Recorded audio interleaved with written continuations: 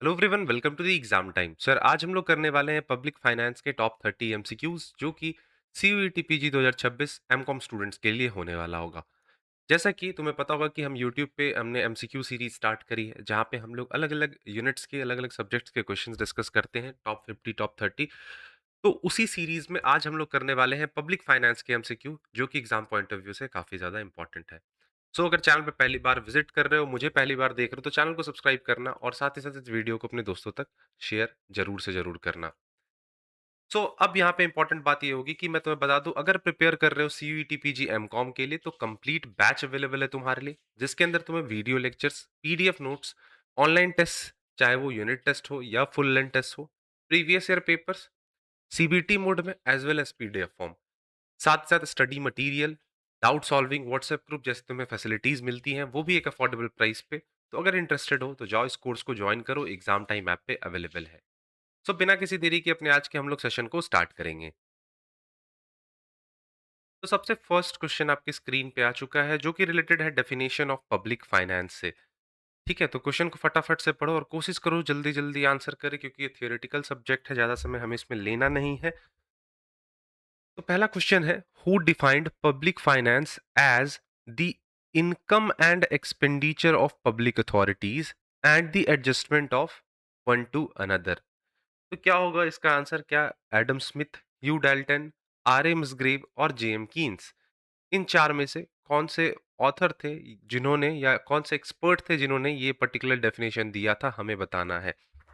Basic सा question है, आसान सा क्वेश्चन है, ज्यादा समय हमें इस पे देना नहीं है। अगर नहीं पता है तो सिंपली हमें स्किप करना है। तो जो इसका करेक्ट आंसर हो जाएगा वो हो जाएगा यू डाल्टन। अगर हम बात करें, ये जो क्लासिकल डेफिनेशन जो यू डाल्टन के द्वारा दिया गया था, उनके बुक कौन से बुक में उन्होंने दिया था? प्रिंसिपल्स ऑफ पब्लिक फाइनेंस में। उन्होंने क्या एम्फेसाइज किया था, ये जानना सबसे ज्यादा जरूरी हो जाता है। He emphasise that public finance is not just about isolated acts of revenue and expenditure. मतलब उनके कहने का था कि पब्लिक फाइनेंस का मतलब सिर्फ और सिर्फ ये नहीं होता है कि खर्चे जो भी हुए हमारे सरकार के पब्लिक के फंड से, और जो भी उनके रेवेन्यूज हुए, सिर्फ इतना मतलब नहीं है। लेकिन इसके अंदर और भी चीजें लाइक जैसे adjustment and balance between the two, इन दोनों के बीच में एडजस्टमेंट भी होना चाहिए और बैलेंस भी होना चाहिए। मुसग्रेव ने फोकस करा था एलोकेशन पे, डिस्ट्रीब्यूशन पे एंड स्टेबलाइजेशन ब्रांचेस पे। वहीं पे कीन्स की अगर बात की जाए तो कीन्स ने फोकस करा था मैक्रो इकोनॉमिक इम्पैक्ट्स पे। तो बेसिक सा क्वेश्चन था। नेक्स्ट क्वेश्चन आता है, principle of maximum social advantage से रिलेटेड क्वेश्चन है। बोला गया है, the principle of maximum social advantage is achieved when. कब हमें ये जो प्रिंसिपल है हमारा पब्लिक फाइनेंस के अंदर, हमें ये चीजें पढ़नी होती हैं। ये जो प्रिंसिपल हमने पढ़ा है, ये हम कब अचीव कर पाते हैं, कब हमें प्रॉपरली ये अटेन कर पाते हैं। हमें ऑप्शंस दे रखे हैं कि जब हमारा मार्जिनल सोशल सेक्रीफाइस ज्यादा हो जाता है मार्जिनल सोशल बेनिफिट से, तो क्या ये मैक्सिमम सोशल एडवांटेज का सिचुएशन है? दूसरा है, marginal social sacrifice is greater than social benefit. एक minute, just wait for a minute. तो इस क्वेश्चन में यहाँ पे तुम देख पा रहे होगे, पूछा गया है हमसे, अलग अलग सिनेरियोज दे रखी हैं, पूछा जा रहा है कि principle of maximum social advantage हमें कब अचीव हो जाता है। तो ऑप्शंस हैं तुम्हारे पास कि एमएसएस जब एमएसबी से ज्यादा हो, या फिर जब एमएसएस एमएसबी से कम हो, या दोनों ही इक्वल हो, या फिर एक और सिनेरियो दिया गया है जहां पे ये बोला गया है कि total social sacrifice is minimised irrespective of benefit. मतलब बेनिफिट क्या मिल रहा हो ये मायने नहीं रखता है, हमारा टोटल सोशल सेक्रीफाइस क्या हो रहा है, मिनिमाइज हो रहा है, कम से कम हो रहा है। तो क्या हो जाएगा इसका करेक्ट आंसर? तो करेक्ट आंसर की बात करें तो इसका हो जाएगा ऑप्शन नंबर सी। जब हमारा marginal social sacrifice marginal social benefit के बराबर हो जाए, इक्वल हो जाए, तो हम ये कह सकते हैं कि हमने ये प्रिंसिपल अचीव कर लिया। डाल्टन के अनुसार अगर तुम इस डेफिनेशन को पढ़ो, the state should collect revenue and spend money up to the point जहां पे आपका social sacrifice, marginal social sacrifice of the last unit of tax collected equals to the marginal social benefit of the last unit of money spent। मतलब यहां पे बात होती है equilibrium की। हमारा इक्विलिब्रियम कब अचीव होता है, और ये इक्विलिब्रियम क्या इंश्योर करता है? ये इक्विलिब्रियम ये इंश्योर करता है कि हमारा जो नेट सोशल वेलफेयर है, जो हम आम जनता के लिए काम कर रहे हैं, वो हमारा अभी मैक्सिमाइज हो रहा है इस प्रिंसिपल के अकॉर्डिंग। कब होता है? जब MSS is equals to MSB हो जाए। नेक्स्ट क्वेश्चन देखो, क्वेश्चन नंबर 3 है यहाँ पे। स्टेटमेंट दे रखा है कि private finance is always elastic and can be expanded easily. वहीं पे बात हो रही है पब्लिक फाइनेंस जो होता है ये रिलेटिवली इनइलास्टिक होता है, as the government can not easily change its income. तो क्या दोनों में से कौन से स्टेटमेंट सही है, कौन से गलत है, या दोनों ही गलत है, या दोनों ही सही है? तुम्हें बताना है इसका आंसर। बहुत आसान सा क्वेश्चन है, बहुत बेसिक लेवल का क्वेश्चन पूछा गया है। पब्लिक फाइनेंस के बेसिक कैरेक्टरिस्टिक्स से कह लो या फिर नेचर से कह लो, उससे हमारा ये क्वेश्चन निकल कर आता है। तो जो इसका करेक्ट आंसर हो जाएगा वो हो जाएगा ऑप्शन नंबर बी। यहाँ पे दोनों ही स्टेटमेंट गलत है। दोनों एक्चुअल में देखोगे तो अपोजिट होते हैं। Public finance is elastic because the government has sovereign power to increase revenue through taxes और printing money to match its expenditure. Tax ज्यादा कलेक्ट करके वो अपने जो पावर है, मनी की पावर को है, उसको बढ़ा सकती है। लेकिन प्राइवेट फाइनेंस में अगर तुम देखो तो ये रिलेटिवली इनइलास्टिक होता है, क्योंकि एक इंडिविजुअल के पास लिमिटेड सोर्स ऑफ इनकम होते हैं and must adjust their expenditure to fit their income. वो क्या करते हैं, अपने एक्सपेंस को इधर उधर एडजस्ट करते हैं, कम करने की कोशिश करते हैं, सो दैट उनका दूसरा नीड फुलफिल हो जाए। तो उल्टा स्टेटमेंट यहाँ पे दिया गया था। बहुत आसान क्वेश्चन, मैंने इसीलिए बोला था कि अगर ध्यान से तुम पढ़ोगे तो आंसर कर लोगे। आ जाओ अपने नेक्स्ट क्वेश्चन पे। यहाँ पे आ गया है हमारा topic cannons of taxation. Cannons of taxation से ये क्वेश्चन हमारा निकल कर आया है। Which of the following is not one of the Adam Smith cannons of taxation? इनमें से कौन सा एडम स्मिथ जो कैनन्स होते हैं उसके अलग अलग कैनन्स दे रखे हैं, ठीक है? तो उसमें से कौन सा यहाँ पे एक नहीं है? Canon of certainty, convenience, economic और इलास्टिसिटी। बताओ फटाफट से क्या होगा इसका आंसर।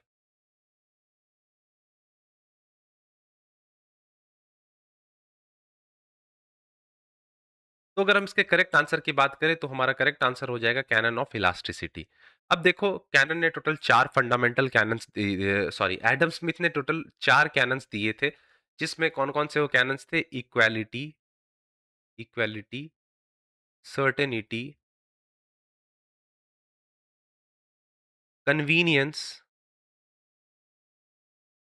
कन्वीनियंस और चौथा था हमारा इकोनॉमी। अब ये कैनन्स एक्चुअल में हमें क्या सजेस्ट करते थे या क्या बताते थे? ये बताते थे कि टैक्स रेवेन्यू जो है ये ऑटोमैटिकली ग्रो करता है हमारे नेशनल इनकम से, ठीक है?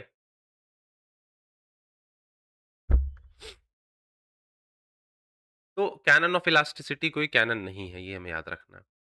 अब अलग-अलग टैक्स दे रखे हैं, तुम्हें इसको मैच करना है। जैसे प्रोग्रेसिव टैक्स है, रिग्रेसिव टैक्स है, प्रोपोर्शनल टैक्स है और स्पेसिफिक ड्यूटीज़ है।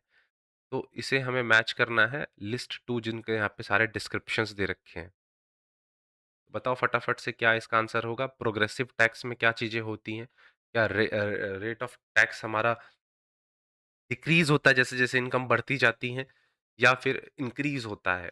तुम्हें यहाँ पे चीज़ें बतानी है। बच्चों वाला क्वेश्चन है, हमारे भारत में कौन-सा टैक्सेशन सिस्टम है ये भी तुम्हें पता होना चाहिए। इनकम टैक्स में पूछ लिया जा सकता है या फिर पब्लिक फाइनेंस के अंदर ये चीज़ें पूछ ली जाती हैं कभी-कभी।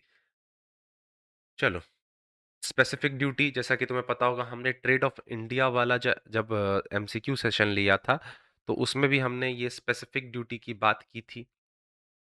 Ad valorem duties, specific duties. तो जिसका करेक्ट आंसर है वो हो जाएगा ऑप्शन नंबर ए। अब अगर हम लोग बात करें ऑप्शन नंबर ए की, तो यहाँ पे सबसे पहले स्टार्ट होगा हमारा कंसेप्ट प्रोग्रेसिव से, जहाँ पे बोला जाता है जैसे-जैसे आपका यहाँ पे इनकम बढ़ेगा वैसे रेट भी इंक्रीज़ होती है। लेकिन रिग्रेशन में देखोगे rate burden falls as income rises. Burden किस पे जाने लग जाता है? पुअर्स पे जाने लग जाता है। प्रोपोर्शनल की बात करें तो यहाँ पे फ्लैट रेट रखा जाता है कि सब पे हम लोग 10% का टैक्स चार्ज करेंगे, और स्पेसिफिक ड्यूटी ये हमारे किसी वेट पे या फिर साइज पे, जैसे पर लीटर पे आप टैक्स ले रहे हो। एड वैलोरम में हम लोग क्या लेते थे? वैल्यूज के बेसिस पे टैक्स लेते थे, वसूलते थे ट्रेड ऑफ इंडिया के अंदर। तो ये छोटी-छोटी चीज़ तुम्हें पता होना चाहिए। अब आ जाओ incidence of tax. Incidence of tax क्या होता है? क्या इंसिडेंस ऑफ टैक्स का ये मतलब है कि इनिशियल पर्सन जो टैक्स पे कर रहा है, या वो लीगल अथॉरिटी जो टैक्स इम्पोज़ कर रही है, या फिर final resting place of the tax burden, मतलब जो व्यक्ति जिस पे अल्टीमेटली टैक्स का बर्डन जाने वाला है, या the act of evading the tax, tax का चोरी करना, टैक्स को छुपाना, क्या एक्चुअल में ये मतलब होता है हमारे इंसिडेंस ऑफ टैक्स का? ये हमें बताना है। तो इसके करेक्ट आंसर की बात करें तो इसका आंसर होगा option number C, the final resting place of burden. Impact की यहाँ पे बात की जाए तो impact is on the person who pays the first, जो कि एक स्टैट्यूटरी इंसिडेंस होता है। इंसिडेंस क्या होता है? Incidence is on the person who ultimately bears the money burden and can not shift it further. ठीक है, जैसे कि रिटेलर्स जीएसटी पे तो कर देते हैं, लेकिन अल्टीमेटली जीएसटी किन्हें पे करना होता है? हमारे कंज्यूमर्स को। हम जैसे आप जैसे कंज्यूमर्स को जीएसटी पे करना होता है। In the case of perfectly inelastic demand for a product, the burden of an indirect tax falls entirely on। बोला जा रहा है कि डिमांड जो है यहाँ पे परफेक्टली इनइलास्टिक है। तो इस केस में इनडायरेक्ट टैक्स का बर्डन किस पे फॉल करेगा? क्या प्रोड्यूसर पे, कंज्यूमर पे, शेयर करेंगे दोनों इक्वली, या फिर सरकार पे इसका बर्डन हमें देखने को मिलेगा? आसान क्वेश्चन है, ज्यादा सोचने वाली बात नहीं है। ऑप्शन राइट होगा हमारा consumer. If the demand is perfectly inelastic, consumer view the good as a necessity। Demand inelastic है, कोई ज्यादा चेंजेस नहीं इसमें आ रहे हैं। मतलब उस सिचुएशन में जो कंज्यूमर है वो उस गुड्स को जरूरी सामान समझेगा, और उसी प्राइस पे जितना चेंजेस आ रहे हैं नहीं आ रहे कोई लेना देना नहीं है, जो भी प्राइस है उस पे उसको परचेज कर लेगा। Therefore the producer can shift the entire tax burden on the consumer by raising the price without losing any sales volume. तो ये चीज तुम्हें याद रखना होगा। अब यहाँ पे जब टैक्स की शिफ्टिंग होती है, शिफ्टिंग ऑफ टैक्सेशन, तो हमें क्या करना है? एक लॉजिकल सीक्वेंस में अरेंज करना है। तुम कहोगे यहाँ पे कि सर हमें यहाँ पे टैक्सेशन जैसे पब्लिक फाइनेंस, हम लोग पब्लिक फाइनेंस के क्वेश्चंस कर तो रहे हैं, लेकिन ज़्यादातर हमें चीज़ें यहाँ पे टैक्सेशन से रिलेटेड देखने को मिल रही हैं। क्या हम टैक्स पढ़ रहे हैं? तो मैं तुम्हें बता दूं, पब्लिक फाइनेंस में बहुत सारी चीज़ें ऐसी हैं जो कि टैक्स से रिलेटेड हैं। ठीक है? पब्लिक फाइनेंस, पब्लिक के पैसे की बात यहाँ पे हो रही है। ऑब्वियस सी बात है, ये सारी चीज़ें भी आएँगी। तो जल्दी से बताओ इस क्वेश्चन को कैसे तुम सीक्वेंस में अरेंज करोगे? कैसे शुरुआत होगा? क्या इंसिडेंट से बातें शुरू हो जाएँगी, या इम्पोज़िशन से, या इम्पैक्ट से? तो करेक्ट आंसर की बात करें तो ऑप्शन नंबर ए होगा। सबसे पहले स्टार्ट होगा इम्पोज़िशन, जहाँ पे गवर्नमेंट आपसे टैक्स वसूलेगी। दूसरा होगा इम्पैक्ट, इम्पैक्ट मतलब प्रोड्यूसर जो होगा इमीडिएटली पे कर देगा। तीसरा आता है शिफ्टिंग या फिर राइज इन प्राइस, प्रोड्यूसर क्या करेगा? प्राइस को बढ़ा देगा जिससे कि वो अपने कॉस्ट को रिकवर कर ले। और चौथा आता है इंसिडेंट, जहां पे इंसिडेंट्स, नॉट इंसिडेंट, इंसिडेंट्स, जहां पे कंज्यूमर्स उसे हाई प्राइस पे परचेज करेगा और साथ ही साथ अपने फाइनल बर्डन को बेयर करेगा, उस टैक्स के फाइनल बर्डन को। तो ये जो टर्म्स है इम्पोजिशन, इम्पैक्ट, शिफ्टिंग और इंसिडेंट्स, इन चारों के मतलब को अच्छे से याद कर लेना, क्वेश्चंस पूछे जा सकते हैं। आ जाओ कैपिटल लेवी पे। कैपिटल लेवी का मतलब क्या होता है? यहाँ पे 4 स्टेटमेंट्स दे रखे हैं, इनमें से कौन-सा बेस्ट डिस्क्राइब कर रहा है कैपिटल लेवी को?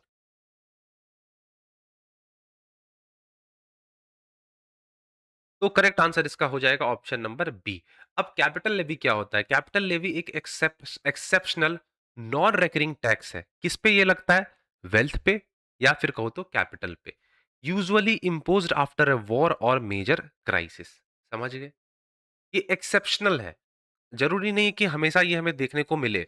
अब वॉर जैसे सिनेरियो आ जाती है, या फिर किसी कंट्री में बहुत बड़ा क्राइसिस आ जाता है, तो उस सिचुएशन में सरकार ये टैक्स वसूलती है। आपके वेल्थ पे, आपकी कितनी प्रॉपर्टी है, आपके पास कितने कैपिटल पड़े हुए हैं, उस पे ये टैक्स वसूला जाता है।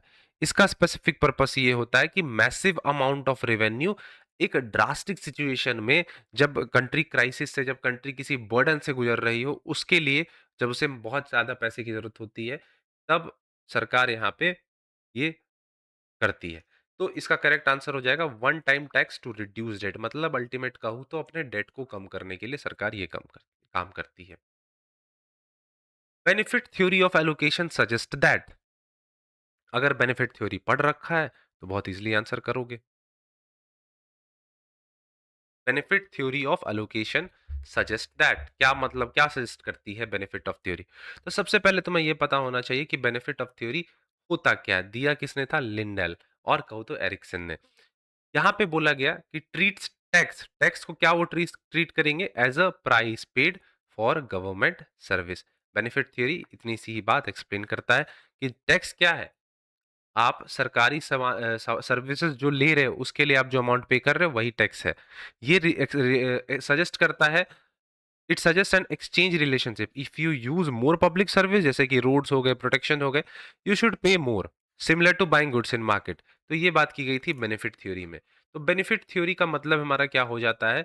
Option number B. Benefit theory suggest करता है tax should be levied in the proportion to the benefits जो कि आप स्टेट से, मतलब सरकार से, सरकार की सर्विसेज से आप जो बेनिफिट उठा रहे हो, उसके लिए जो अमाउंट आप पे कर रहे हो वही आपका टैक्स है।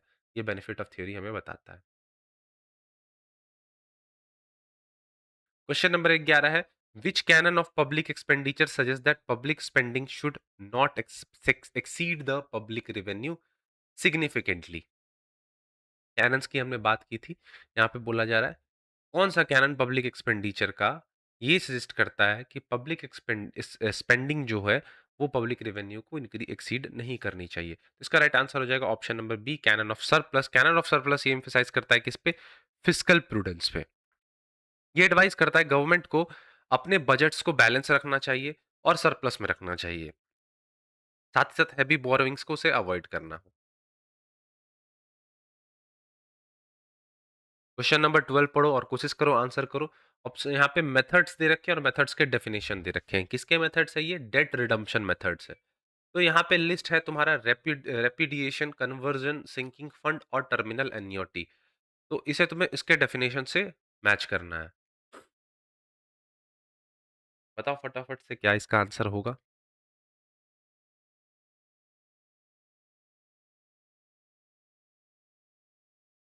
तो फटाफट बताओ जल्दी से क्या होगा इसका करेक्ट आंसर।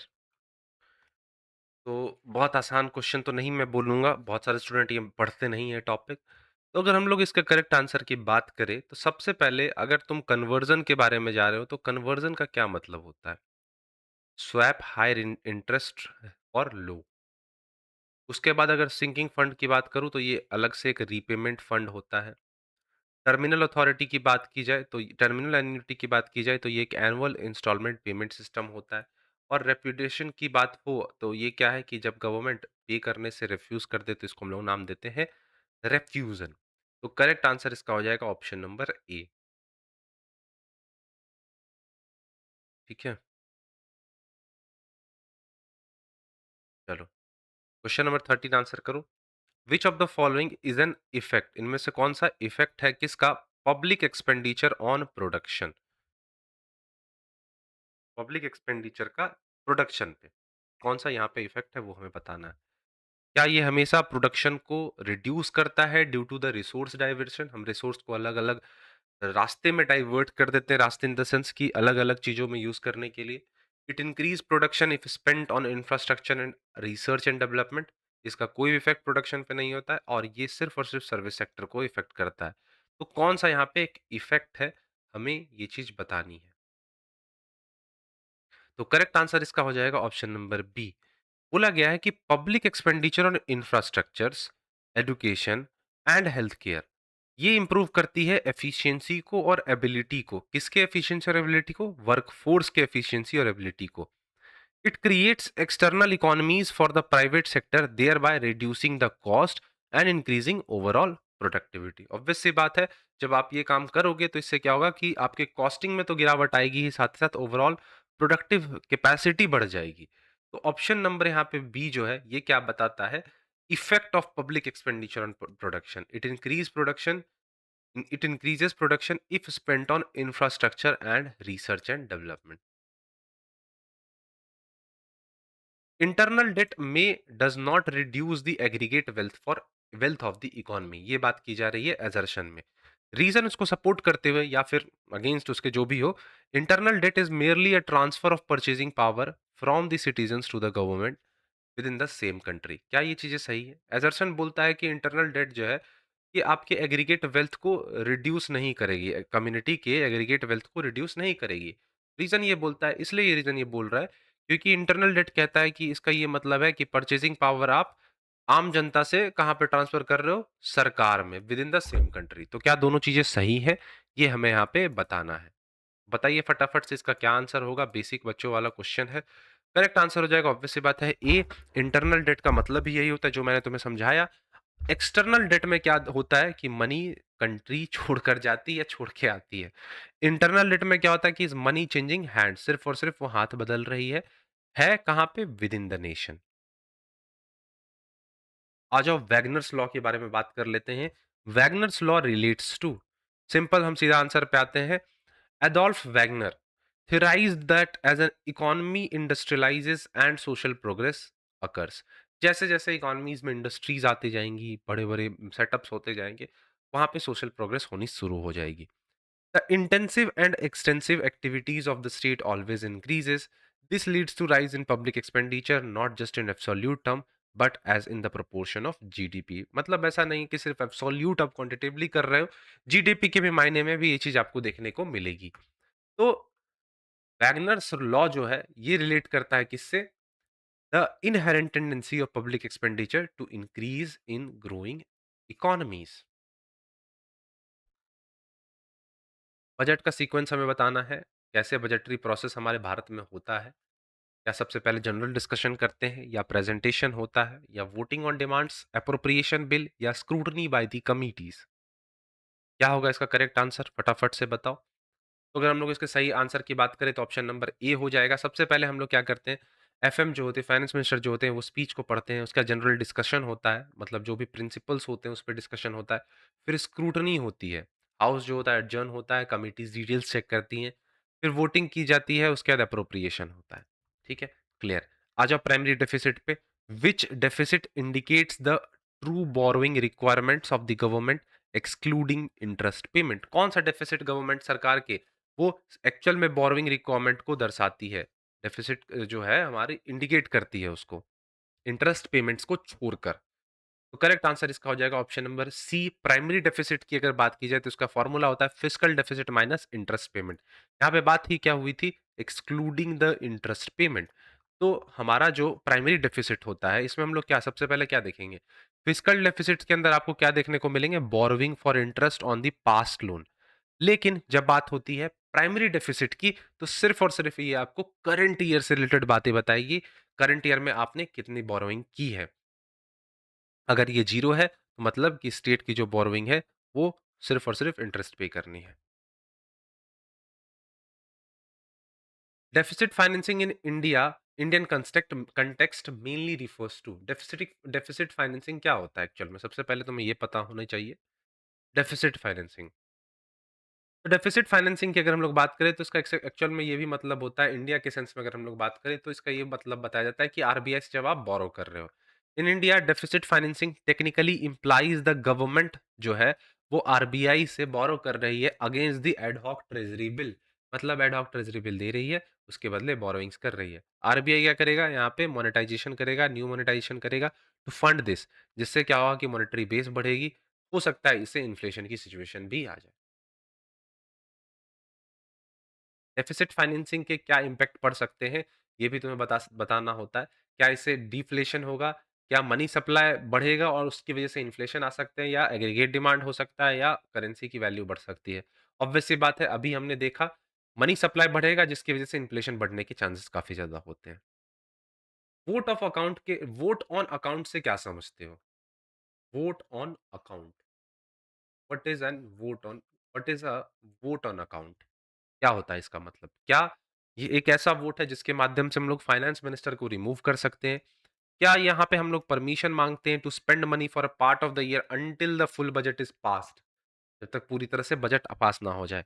अब vote to audit the accounts of the previous year, और या special funds for unexpected disaster, उसको हम लोग देते हैं। तो करेक्ट आंसर इसका हो जाएगा, ये हम लोग क्या करते हैं कि परमिशन मांगते हैं कि एक ईयर के उस पार्ट के लिए हमें आप परमिशन दीजिए, हम पैसे स्पेंड कर सकें। जैसे बजट प्रोसेस जो होता है, प्रोसेस होते-होते वो मई तक चला जाता है। Government needs cash to run from April first.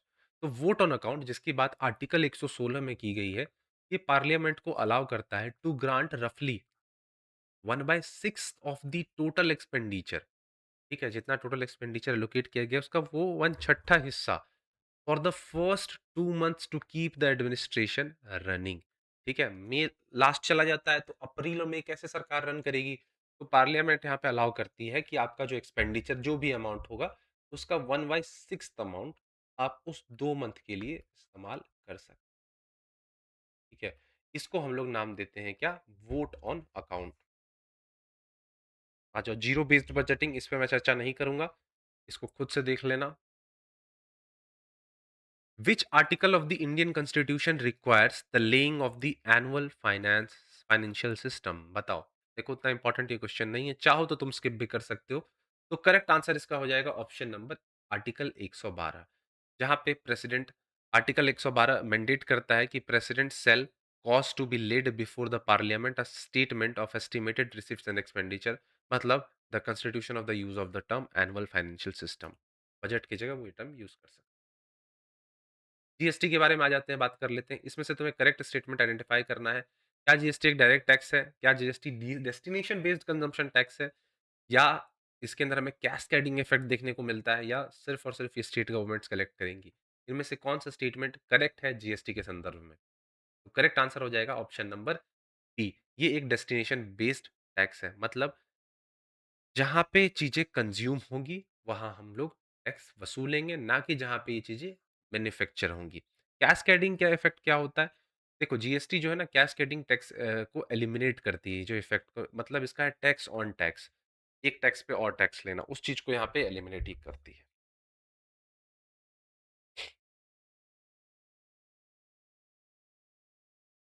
इस क्वेश्चन को देखो, मैच करो direct tax, indirect tax, non tax revenue और ग्रांट्स इन एड। बताओ फटाफट से क्या होगा इस क्वेश्चन का आंसर? डायरेक्ट टैक्स कौन-सा है, इनडायरेक्ट टैक्स कौन-सा है, नॉन टैक्स रेवेन्यू क्या है, ग्रांट्स इन एड कौन-सा है? बहुत आसान और बच्चों वाला क्वेश्चन है। तो डायरेक्ट टैक्स क्या होता है हमारा? Corporate tax. इनडायरेक्ट टैक्स तो जीएसटी अभी बात हुई थी। ए का 2 बी का 1 किसके किस में है? इसमें नहीं है, इसमें नहीं है, दोनों में है। उसके बाद हमें बताना है नॉन टैक्स रेवेन्यू और grants in aid. Non tax revenue क्या होता है? देखो ग्रांट्स इन एड इतना तो मुझे पता है, ट्रेड ऑफ इंडिया में भी मैंने ये चीज़ डिस्कस की थी। जब आप ट्रांसफ़र की बात करते हो तो ग्रांट्स इन एड आ जाता है हमारा। और नॉन टैक्स रेवेन्यू जैसे कि फीस हो गए, फाइन्स हो गए, डिविडेंड्स हो गए, ये नॉन टैक्स रेवेन्यू में आते हैं। तो ऑप्शन नंबर ए हमारा यहाँ पे राइट आंसर हो। कैपिटल रिसीट्स की यहाँ पे बात हो रही है। Which of the following is considered as a capital receipt in the government budget? Capital receipt, इस पे हमने पहले भी चर्चा किया है। कैपिटल रिसीट्स, डिविडेंड मिलना, डिसइन्वेस्टमेंट होना, मतलब अगर आप पीएसयू के शेयर्स को बेच रहे हो, या इनकम टैक्स की रेवेन्यू को आप कैपिटल रिसीट नाम दोगे, क्या होगा इसका आंसर? बताओ जल्दी से। तो करेक्ट आंसर की बात करें, option number C, disinvestment proceeds. जब आप कोई भी चीजें बेच रहे हो, गवर्नमेंट के एसेट्स को बेच रहे हो, तो उससे यूज अमाउंट आपको आने वाले हैं। ठीक है, तो वो कैपिटल रिसीट्स में आएंगे। लेफर कर्व के बारे में तुमने सुना होगा। द कर्व दैट, चलो आंसर मैंने बता दिया। The curve that demonstrate the relationship between the tax rate and tax revenue. बात रही ही नहीं, तो लेफर कर्व बोलते हैं। किसने दिया था? आर्थर लेफर ने। shows that as the tax rate increase, जैसे जैसे टैक्स रेट बढ़ेगी, रेवेन्यू भी बढ़ेंगी, लेकिन सिर्फ और सिर्फ एक ऑप्टिमल पॉइंट तक ही, ऐसा नहीं उससे ज्यादा। बियॉन्ड दैट अगर आप हायर रेट लेते हो, इससे क्या होगा? आपका वर्क और इन्वेस्टमेंट डिस्करेज हो जाएगा, और ओवरऑल आपकी टोटल रेवेन्यू भी फॉल हो जाएगी। It implies that lower the tax rate can sometimes boost revenue. तो ये चीज याद रखना, लेफर कर्व क्या कहता है। Crowding out effect is caused by, इसकी वजह से क्राउडिंग आउट इफेक्ट होता है। तो सबसे पहले ये जानो कि जब आप ज़्यादा से ज़्यादा बोरोइंग करना स्टार्ट कर दो, तो उस सिचुएशन में आपको क्राउडिंग इफेक्ट देखने को मिल जाता है। जब गवर्नमेंट हेवीली बोरो करेगी, इससे क्या होगा कि आप मार्केट की लिक्विडिटी को पूरी तरह से अपनी तरफ खींच लोगे, एब्ज़ॉर्ब कर लोगे, और पुश क्या करोगे? इंटरेस्ट रेट्स आपके बढ़ेंगे। अगर आप इंटरेस्ट रेट बढ़ रहे हैं, तो ज़ाहिर-सी बात है बोरोइंग्स क्या हो जाएगी? महँगी हो जाएगी। किनके लिए? प्राइवेट सेक्टर के लिए। अब प्राइवेट सेक्टर के लिए बोरोइंग अगर महँगी हो गई, तो प्राइवेट इन्वेस्टमेंट्स डिक्लाइन होने लग जाएँगे। तो यहाँ पे क्या हो रहा है? Crowded out by the public spending, public खर्चे से आप यहाँ पे क्या कर रहे हो? जो है इसको क्राउड आउट कर दे रहे हो, हटा दे रहे हो। चलो, आज के हम लोग लास्ट क्वेश्चन पे आते हैं, क्वेश्चन नंबर 30 पे। A sound tax system should be physically adequate, मतलब इतना होना चाहिए कि रेवेन्यू जनरेट करे, इनफ रेवेन्यू जनरेट करे। एक अच्छी tax system. A sound tax system should hamper the growth of the trade and industry to protect local artisans. तो बताओ यहाँ पे कौन सा स्टेटमेंट सही है और कौन सा स्टेटमेंट गलत है? आसान क्वेश्चन है, ज्यादा इसमें कुछ ऐसा नहीं है कि सोचना तुम्हें पड़े। ठीक है, तो बहुत बेसिक और बच्चों वाला क्वेश्चन है। तो अगर इसके हम लोग करेक्ट आंसर की बात करें तो ऑप्शन नंबर हो जाएगा बी। स्टेटमेंट 1 तो करेक्ट है लेकिन स्टेटमेंट 2 कहीं से कोई सेंस नहीं बना रहा है। एक अच्छी टैक्स सिस्टम में एक एडिक्वेट रेवेन्यू जनरेट करनी चाहिए। लेकिन स्टेटमेंट 2 कहता है a sound system should generally follow the canon of economy, मतलब इंटरफेरेंस मिनिमाइज रखे, न्यूट्रल रखे और वो आपके ट्रेड को और इंडस्ट्री डेवलपमेंट को हैम्पर ना करे। और वहाँ पे क्या लिखा है? हैम्पर कर दे। तो ये चीज़ें यहाँ पे गलत हो जाएँगी। ठीक है? आई होप तुम्हें आज का सेशन पसंद आया होगा, जहाँ पे हमने टोटल 30 क्वेश्चंस डिस्कस किए, वो भी 30 मिनट में। 1-2 क्वेश्चन स्किप हुए, मुझे इंपॉर्टेंट नहीं लगे, तो मैंने स्किप करवाया। नेक्स्ट सेशन तुम्हें किस पर्टिकुलर सब्जेक्ट पे चाहिए, किस पर्टिकुलर यूनिट पे चाहिए, तुम ये भी बता सकते हो। सेशन कैसा लगा कमेंट सेक्शन में ज़रूर बताना और वीडियो को लाइक किए बिना बिल्कुल मत जाना। साथ ही साथ अगर एग्ज़ाम टाइम के ब्रह्मास्त्र बैच में इंटरेस्टेड हो, प्रिपरेशन को अच्छे तरीके से करना चाहते हो, तो जाओ, लिंक डिस्क्रिप्शन में है एग्ज़ाम टाइम ऐप का, वहाँ से जाके कोर्स को जॉइन करो और साथ ही साथ अपने प्रिपरेशन को आसान बनाओ। कोई भी तुम्हारी अगर क्वेरी है तो दिए गए नंबर पे कॉन्टैक्ट कर सकते हो। तो मिलेंगे अपने नेक्स्ट वीडियो में, तब तक के लिए thank you, bye bye and take care.